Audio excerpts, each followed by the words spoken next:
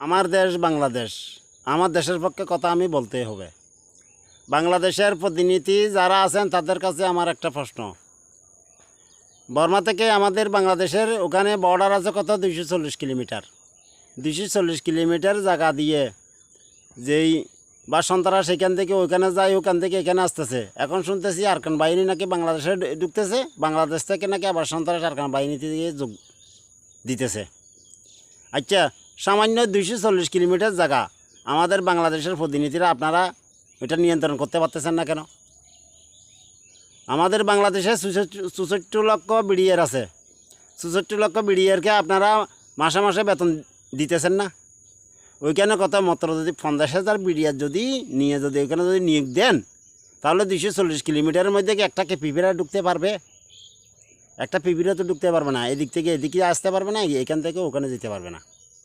আপনারা ওইভাবে পদক্ষেপ নিতেছেন না বিদায় আমাদের বাংলাদেশে এরা এই বর্মাই সমস্যাগুলো করতে পারতেছে, যে সন্ত্রাসের দিকে যাইতে পারতেছে আর এইখান থেকে এইদিকে আসতে পারতেছে। কতক্ষণ দুই দিকে কাঠি করে, কতক্ষণ এইদিকে কাঠি করে।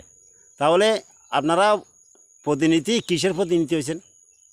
আজকে বলি না, আমি জন্ম থেকে শুনতেছি যে আমাদের বর্মা থেকে বা বর্মার বাংলাদেশের এই সমস্যাগুলা ছোটোবেলা থেকে শুনতে শুনতে শুনতে শুনতে আজ পর্যন্ত শুনে আসছি। কেন আপনারা কিসের আমাদের দেশের প্রতিনিধি? সত্যিকার যে আমাদের যদি দেশের যদি প্রতিনিধি যদি হতে গেলে যেটা সমস্যা বর্ডারের মধ্যে, ওগুলো আগে নিয়ন্ত্রণ করতে হবে। আমার বাড়ির যদি গিরা বেড়া যদি না থাকে, আমার বাড়ির মধ্যে চোর ঢুকবেই।